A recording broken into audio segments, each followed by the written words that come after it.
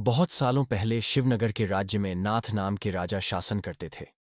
राजा की 3 पत्नियां थीं, लेकिन राजा अपनी तीनों रानियों में से सबसे ज्यादा प्यार अपनी पहली रानी से करते थे, क्योंकि वो बेहद खूबसूरत थी। पहली रानी के सुंदर होने की वजह से राजा अपनी दूसरी और तीसरी रानी की तरफ कम ध्यान देते थे। राजा की तीसरी पत्नी उनसे बहुत प्यार करती थी, लेकिन राजा को उनका प्यार नहीं दिखाई देता था। राजा हमेशा अपनी पहली पत्नी के साथ ही रहते थे। इसी तरह साल बीतता गया, लेकिन एक दिन राजा नाथ अचानक बहुत बीमार हो गए और उनके जिंदा रहने की उम्मीद भी कम होती जा रही थी।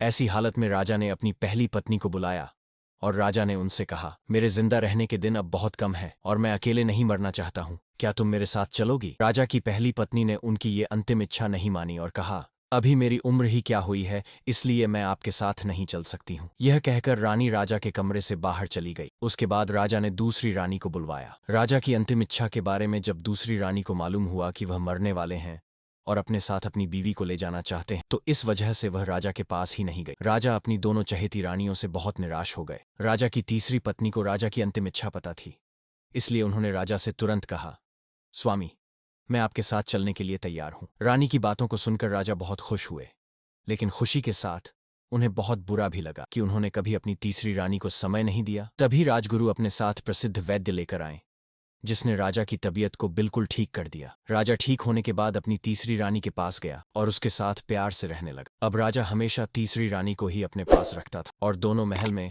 अपना खुशहाल जीवन बिताने लगे।